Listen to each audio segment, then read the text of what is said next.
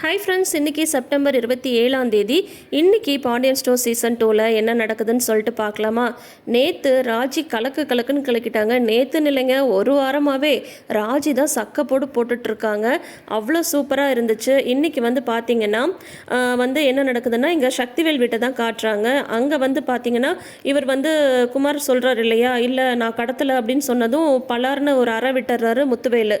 பொய் சொல்லாத அப்படின்றாங்க. இல்லை பெரியப்பா, நிஜமாக தான் நான் கடத்தலை அப்படின்னு சொல்கிறாங்க. உடனே அப்பத்தா திட்டுறாங்க, நீ கடத்தலைன்னா அவங்க எதுக்குடா சும்மா சொல்ல போகிறாங்களா, உண்மையை சொல்லு அப்படின்றாங்க. உன்னேன்னு முத்துவேலும் சொல்கிறாரு, இதோ பாரு குமார், எனக்கு உன்னை பற்றி நல்லாவே தெரியும், சொல்லு.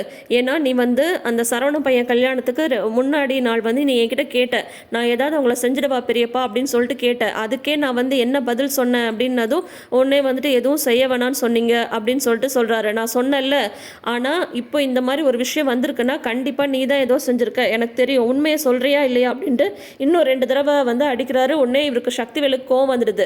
அண்ணன் அப்படின்னு சொல்லிட்டு கத்துறாரு. உடனே இவர் முத்துவேல் பார்க்கவும், இல்லைண்ணே அவன் தான் செய்யலன்னு சொல்கிறாள்ண்ணே அப்படின்னதும், இல்லை அவன் தான் செஞ்சுருக்கான், உண்மையை சொல்லுக்குமாரு அப்படின்னு சொல்லி கேட்கவும், ஆமாம் நான் தான் செஞ்சேன் அப்படின்னு சொல்கிறாங்க. பாத்தியா அப்படின்னு சொல்கிறாங்க.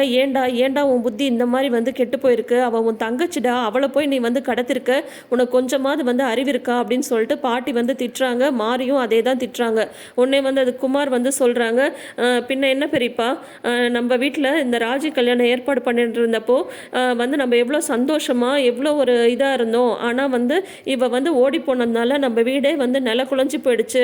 நீங்கள் தற்கொலை பண்ணிக்கிற அளவு நீங்கள் போனீங்க. நம்ம பட்ட கஷ்டத்தை அவங்க பட வேணாமா, ஒரு கல்யாணம் நின்றுடுச்சுன்னா எவ்வளோ கஷ்டன்றது அவங்களுக்கு தெரிய வேணாமா, அதை அவங்க அனுபவிக்கணுன்றதுக்காக தான் நான் இப்படி பண்ணேன் அப்படின்னு சொல்லிட்டு சொல்கிறாங்க. ஏண்டா அது நீ பேசுறது கொஞ்சமாவது நியாயமாக இருக்கா, அதுக்காக உன் தங்கச்சியவே நீ கடத்தி வச்சிட்ருப்பியா, என்னடா வேலை பார்த்து வச்சிருக்க அப்படின்னு சொல்கிறாங்க. அப்பத்தா தான் பதறிட்டு இருக்காங்க. உன்னை நாங்கள் என்ன அந்த மாதிரியா வளர்த்தோம், அது என்னடா உனக்கு பழிக்கு பழி வாங்குற குணம் அப்படின்ட்டு அப்புறம் அப்பத்தா இவங்க 2 பேரையும் திட்டுறாங்க. அந்த வீட்டு ஆளுங்களை எதிரிங்கன்னு சொல்லி அவன் எப்படி மாறி நிற்கிறான் பார்த்தீங்களா, இது எல்லாத்துக்கும் காரணம் நீங்கள் தான்டா, இப்போ பாரு இது எங்கே கொண்டு நிப்பாட்டிருக்கு பாரு அப்படின்னு சொல்லிட்டு அப்பத்தா சொல்கிறாங்க. உடனே பார்த்தீங்கன்னா இவர் முத்துவேலுமே திட்டுறாரு. இந்த மாதிரி நீ நடந்துக்கிறதுக்காக தான் நாங்கள் இப்படியெல்லாம் உன் மேலே உயிரை வச்சு வளர்த்துட்ருக்கோமா, ஏன் இந்த மாதிரிலாம் நடந்துக்கிற அப்படின்னு சொல்லிட்டு அவர் திட்டுவோம். உடனே சக்திவேல் அண்ணே போதும் நிறுத்துங்கண்ணே அப்படின்னு சொல்லிட்டு கொஞ்சம் சத்தமாக பேசுகிறாரு. அதுக்கப்புறம் பார்த்தீங்கன்னா அவங்க அண்ணன் பார்க்கவும் மறுபடியும் கொஞ்சம் அப்படியே சாஃப்டாக பேசுகிற மாதிரி பேசுகிறாரு. என்னென்ன நீங்கள், அவன் தான் சொல்கிறான்ல ஏன் இப்படி பண்ணன்னு சொல்லிட்டு சொல்கிறான்ல, அவன் பண்ணதில் என்ன தப்பு இருக்குது, உங்களுக்காக தானே இதை பண்ணியிருக்கான், நீங்கள் பெத்த பொண்ணை விட அவன் உங்கள் மேலே உயிரையே வச்சுருக்கான், அதை கூட புரிஞ்சிக்காமல் அவன் செஞ்சது தப்புன்னு சொல்லிட்டு அவனை போட்டு அடிச்சிட்ருக்கீங்க, இதெல்லாம் கொஞ்சம் கூட நல்லா இல்லைண்ணே. எனக்கு இப்போ தான் தெரியுது, உங்கள் பொண்ணு என்ன தப்பு பண்ணாலும் என்ன இருந்தாலும் அவன் நீங்கள் பெற்ற பொண்ணு இல்லையா, இப்போ அவளை கடத்திட்டான் அப்படின்னு சொன்னதும் தானே இவனை நீங்கள் இந்த மாதிரிலாம் அடிக்கிறீங்க, இப்படியெல்லாம் கேள்வி கேட்குறீங்க. இப்போ நீங்களே காட்டிட்டீங்கல்ல, என்ன நடந்தாலும் சரி உங்களுக்கும் அன்றைக்கும் ராஜி தான் முக்கியம் அப்படின்ற மாதிரி காட்டிட்டீங்கல்ல, என் பையன் உங்களுக்காக செஞ்சுருந்தாலும் அவன் பண்ணது தப்புன்ற மாதிரி தானே உங்களுக்கு தோணுது, அப்போ வேறன்னு சொல்லிட்டு நீங்களே பிரித்து காட்டிட்டீங்களா அப்படின்ட்டு வார்த்தை இஷ்டத்துக்கு விடுறாரு. உடனே அப்போ தான் திட்டுறாங்க, டேய் பார்த்து வார்த்தையை விடுறா, அவன் என்ன சொல்லிட்டு இருக்கா, நீ என்னடா பேசிட்டு இருக்க, தேவையில்லாமல் குடும்பத்தில் குழப்பத்தை உண்டு பண்ணாத சக்தி, இதெல்லாம் நல்லதுக்கே இல்லை, இந்த மாதிரி ஒரு பொண்ணோட வயிற்றுச்சில் யாரும் கொட்டிக்காதீங்கடா, நான் அவ்வளோதான் சொல்லுவேன், இதுக்கு மேலே எந்த பிரச்சனையும் எதுவும் இல்லாமல் நடந்துக்கோங்க அப்படின்னு சொல்லிட்டு அப்போ சொல்கிறாங்க. இருந்தாலும் பார்த்தீங்கன்னா சக்திவேலுக்கு இப்போ அவங்க அண்ணன் மேலே கொஞ்சம் ரொம்பவே கோபம் வந்துடுச்சு. ராஜினால தான் 2 தடவை நடக்க வேண்டிய கல்யாணம் தள்ளி போயிடுச்சு. இப்போ பொண்ணு வீட்டுக்காரங்க முன்னாடியே அந்த பாண்டியை அடித்ததுனால பொண்ணு வீட்டுக்காரங்க உள்ளே கூட வராமல் அப்படியே திரும்பி போயிட்டாங்க. இதுக்கு மேலே இந்த கல்யாணம் எப்படி நடக்கும்னு சொல்லிட்டு எதிர்பார்க்க முடியும், உங்கள் பொண்ணால் தான் என் பையனோட வாழ்க்கையே போச்சு அப்படின்லாம் சக்திவேல் பேசிடுறாரு. முத்துவேல் சொல்கிறாங்க, நான் ஏற்கனவே சொன்னதை தான் இப்பயும் சொல்கிறேன், குமாரோட கல்யாணத்தை நல்லபடியாக நடத்தி வைக்க வேண்டியது என்னோட பொறுப்பு, என்னோட பயம் எனக்கு புரியுது, அதுக்காக தேவையில்லாமல் வார்த்தையை விடாத, யோசிச்சு பேசு அப்படின்னு சொல்லிட்டு போயிடுறாரு. இங்கே பார்த்தீங்கன்னா ராஜி பஸ் ஸ்டாப்பில் நின்றுட்டுருக்காங்க ஃப்ரெண்ட்ஸோட. அப்புறம் பார்த்தீங்கன்னா கொஞ்சம் தூரத்துலேயே கதிர் நின்றுட்டுருக்காரு. ராஜிவே திரும்பி பார்க்குறாரு. உடனே ஃப்ரெண்ட்ஸ் எல்லாம் சொல்கிறாங்க, இவர் கதிர் உன்னை பார்க்க தான் வந்திருக்கான், நாங்கள் கூட இருக்கிறதுனால அங்கேயே நின்றுட்டுருக்கான், நீ போய் பேசு அப்படின்னு சொல்லவும், அவன் எதுக்கு என்ன பார்க்க வர போகிறான், அதெல்லாம் இல்லை அப்படின்னா அங்கே பாரு உன்னையே தான் திரும்பி பார்க்குறான் போ அப்படின்னு சொல்லிட்டு சொல்கிறாங்க. உடனே ராஜி வராங்க, ஆமாம் இங்கே நீ என்ன பண்ணுற அப்படின்னதும், ஒன்றும் இல்லை என் பாட்டுக்கு நான் ரோட்டில் தான் நிற்கிறேன் அப்படின்னதும், அப்புறம் ஏன் என்னையே திரும்பி பார்த்துட்ருக்க, இப்போ எதுக்கு இங்கே நின்றுட்டுருக்க அப்படின்னு சொல்லி சொல்லவும் வந்து கதிர் வந்து சொல்கிறாங்க, இல்லை இப்போ தான் வந்து உங்கள் அண்ணன் உன்னை கடத்திட்டு போனான்ற உண்மையை வந்து சொல்லிட்டு வந்திருக்க. அப்பா வர போட்டு அவனை அடிச்சிட்டாரு, பெரிய பிரச்சனை ஆகிப்போச்சு. அதுக்கு ஏதாவது உன்னை திட்டுறதுக்காக இல்லை உன்னை வந்து எதாவது செய்கிறதுக்காக உங்கள் அண்ணன் திரும்பி வந்துட்டா என்ன பண்ணுறது? அதான் உனக்கு ஒரு பாதுகாப்பு வேண்டாமா, அதுக்காக தான் நான் வந்து இங்கே நிற்கிறேன் அப்படின்னு வந்து உடனே ராஜிக்கு வந்து உள்ளுக்குள்ளார குழுக்குழுன்னு ஆயிடுது. அதெல்லாம் நான் எப்போவுமே தைரியமான பொண்ணு தான், எனக்கெலாம் யாரோட ஒரு பாடி கார்டும் ஒன்றும் தேவையில்ல, அதுக்காக என்ன என் பின்னாடியே காலேஜ் வரைக்கும் வரப்போறியா அப்படின்னு சொல்லிட்டு கேட்குறாங்க. ஆமாம், தேவைப்பட்டால் அது கூட தான் செய்வேன், அவன் உன்னை ஏதாவது பண்ணிட்டா என்ன பண்ணுறது அப்படின்னு சொல்கிறாரு கதிர். அதெல்லாம் ஒன்றும் தேவையில்லை, என்னை பார்த்துக்க எனக்கு தெரியும் அப்படின்றாங்க.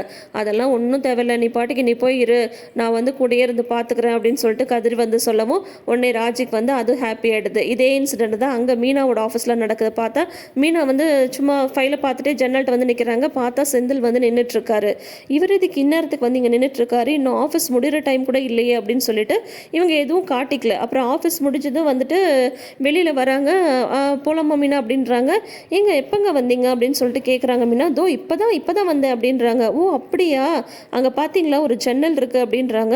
ஆமாம், அதுக்கு என்ன அப்படின்னா தான் அந்த ஜன்னல் வழியாக நான் எப்பயோ பார்த்துட்டேன், நீங்கள் ரொம்ப நேரமாக இங்கே வந்து நின்றுட்டுருக்கீங்க, ஏன் நீங்கள் வந்து கடையில் எதுவும் வேலை இல்லையா, இங்கேயே வந்து நின்றுட்டுருக்கீங்க அப்படின்னு சொல்லி சொன்னதும், இல்லை வீட்டில் காலையில் எவ்வளோ பிரச்சனை வந்து நடந்துருச்சு, அந்த குமார் வந்து மறுபடியும் ஏதாவது இங்கே வந்து உனக்கு தொந்தரவு கொடுத்தா என்ன பண்ணுறது, அதுக்காக தான் நான் வந்தேன், என்ன கடத்திட்டு போனான்னு வர அசால்ட்டாக வர நீயும் ராஜியும் வந்து சொல்லிட்டீங்க, அதை கேட்டதுலேருந்து எனக்கே ஒரே பதட்டமாயிடுச்சு, மறுபடியும் அவன் வந்து பிரச்சனை பண்ணா அதுக்காக தான் அப்படின்றாங்க. அதெல்லாம் ஒன்றும் பிரச்சனை பண்ண மாட்டான், நானே தைரியமான ஆள் தான், அப்படி வந்து அவன் பிரச்சனை பண்ணால் நானே உண்டு இல்லைன்னு ஆக்கிட மாட்டேன், அன்றைக்கி ஏதோ கல்யாண வீடு அப்படின்றதுனால தான் எதுவும் பிரச்சனை வேணான்னு சொல்லிட்டு அவனை பற்றி நாங்கள் எதுவும் பண்ணாமல் அமைதியாக வந்துட்டோம், ஆனால் இன்னொரு தடவைலாம் அவன் ஏதாவது பிரச்சனை பண்ணால் ராஜுவையும் நானுமே உண்டு இல்லைன்னு பண்ணிடுவோம் அப்படின்னு சொல்லிட்டு மீனா வந்து சொல்கிறாங்க.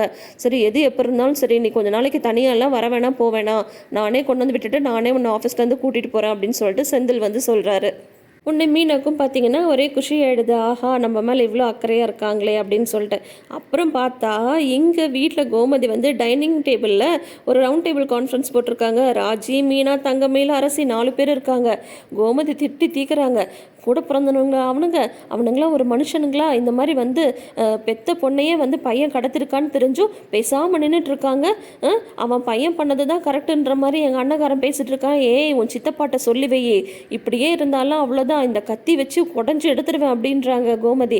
ஏன் எனக்கு சித்தப்பானா உங்களுக்கு அண்ணன் தானே, நீங்களே வந்து சொல்ல வேண்டியதானே அப்படின்னதும், சொல்லுவேண்டி, இன்னொரு தடவை மட்டும் ஏதாவது உங்களுக்குலாம் பிரச்சனை கொடுத்து பார்க்கட்டும், அப்புறம் நடக்கிறதே வேற, மனுஷனுங்களா அவனுங்க, கொஞ்சம் கூட ஒரு மனசாட்சியே இல்லை அப்படின்லாம் திட்டிகிட்டு இருக்காங்க. செம காமெடியாக இருந்தது. அதுக்கப்புறம் அரசி வந்து கேட்குறாங்க, சரி நீ கடத்திட்டு போனாங்கன்னு சொன்னீங்களே, எப்படி கடத்திட்டு போனாங்க, உங்களை வந்து எங்கே வச்சுருந்தாங்க, அந்த கதையை சொல்லுங்க அப்படின்னதும், ஐயோ அரசி அதை நீ ஏன் கேட்குற, நானும் ராஜியும் வந்து ரூமில் படுத்துட்டு இருந்தோமா, திடீர்னு எங்கள் மூக்கில் வந்து கர்ச்சிஃப் மாதிரி வச்சு ஒன்று அடைச்சிட்டாங்க, எங்களுக்கு உடனே மயக்கம் வந்துருச்சு, நாங்கள் கண்ணை திறந்து பார்த்தா அவங்க இடத்துல இருக்கோம், எங்களை கட்டியெல்லாம் போட்டு வச்சுருந்தாங்க தெரியுமா அப்படின்னதும், என்னது கட்டியெல்லாம் போட்டிருந்தாங்களா அப்படின்றாங்க தங்கமேலு.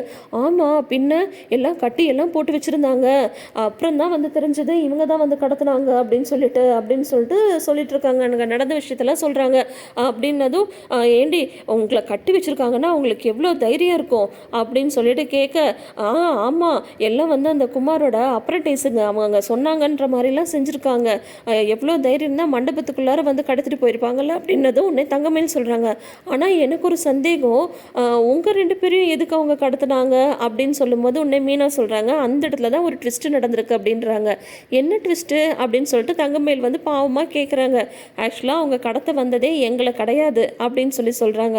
என்ன சொல்கிற நீ அப்படின்னு சொல்கிறாங்க. அவங்க கடத்த வந்ததே கல்யாண பொண்ணை தான், நல்லா யோசிச்சு பாருங்க, அன்னைக்கு அந்த ரூமில் தூங்க வேண்டியது யார், நீங்கள் தானே, ஏசி ஒர்க் ஆகலன்னு சொல்லிட்டு தானே நீங்கள் எங்கள் ரூமுக்கு வந்து படுத்தீங்க, நாங்கள் வந்து உங்கள் ரூமில் வந்து படுத்தோம், அதனால தான் எங்களை கடத்திட்டு போயிட்டாங்க அப்படின்னதும், ஏண்டி கடத்திட்டு போனவங்களுக்கு உங்கள் 2 பேர் கழுத்தில் தாலி இருந்ததே அது கூடவா தெரியல, கல்யாணம் பொண்ணுனாலும் நீங்கள் 2 பேரில் இருந்தீங்க, உங்கள் 2 பேரையுமா கடத்திட்டு போனாங்க அப்படின்றாங்க கோமதி. அத்தை அவனுங்க அப்ரண்டைஸுங்கத்தை, அவனுக்கு கொஞ்சம் கூட புத்தியே இல்லை, அவங்க வந்து அந்த குமார் வந்து கடத்திட்டு வான்னு சொன்னது எங்கள் 2 பேரையும் கடத்திட்டு போயிட்டாங்க, அப்புறம் குமார் வந்து பார்க்கக்குள்ளார தான் இந்த நாங்கள் 2 பேருன்றதே குமாருக்கே தெரிஞ்சிச்சு அப்படின்னு சொல்லிட்டுலாம் வந்து சொல்லிட்டு இருக்காங்க. உன்னை தங்கமேல் வந்து அப்படின்னா அவங்க என்னதான் கடத்த வந்தாங்களா, என்னை கடத்திட்டு போய் என்ன பண்ணியிருப்பாங்க, ஐயோ போச்சு போச்சு, எனக்கு அப்படியே நினச்சாவே எனக்கு அவ்வளோ பயமாக இருக்குது அப்படின்னதும், அதுதான் ஒன்றும் ஆகலைல்ல, இன்னொரு தடவை அவங்க ஏதாவது வந்து வம்பு கிம்பு இழுக்கட்டும், அதுக்கப்புறம் வந்து குடஞ்சி தள்ளிடுறேன் அப்படின்ட்டு கோமதி வந்து திட்டிகிட்டு இருக்காங்க. இருந்தாலும் தங்கமயிலுக்கு ஒரே பதட்டமாகவே இருக்குது. ஐயையோ நம்மள தான் எய்ம் வச்சு வந்திருக்காங்க போலயே, நம்மளை மட்டும் கடத்திட்டு போயிருந்தா என்ன ஆயிருக்கும், ஏதாவது கொன்று கின்னு போட்டிருப்பாங்களோ அப்படின்ற மாதிரிலாம் அவங்க யோசிச்சுட்டு இருக்காங்க. இப்படி தான் வந்து இன்றைக்கி எபிசோடை வந்து முடிச்சிருக்காங்க. ஸோ ஆல்ரெடி நேற்று ப்ரமோ ரிலீஸ் பண்ணியிருக்காங்க. மருமகளுங்க 3 பேரும் அவங்க பிளான் பண்ண மாதிரியே மாமனாரோட பர்த்டே வந்து செலிப்ரேட் பண்ணுறாங்க. அவருமே கொஞ்சம் எமோஷ்னல் ஆகிடுறாரு. ஆக மொத்தம் நாளைக்கு வந்து பார்த்திங்கன்னா கண்டிப்பாக அந்த பர்த்டே செலிப்ரேஷன் வீடியோவாக தான் இருக்கும். அதையும் நம்ம ஜாலியாக பார்த்து என்ஜாய் பண்ணலாம். தொடர்ந்து வீடியோஸ்க்கு நம்ம சேனலை சப்ஸ்கிரைப் பண்ணிக்கோங்க. நோட்டிஃபிகேஷன் பெல் ஐக்கானில் ஆல் சிம்பிள் கிளிக் பண்ணிக்கோங்க. கூடவே இந்த ப்ரிவ்யூ பற்றி உங்களோட கருத்துக்களை மறக்காமல் ஷேர் பண்ணுங்கள். தேங்க்யூ.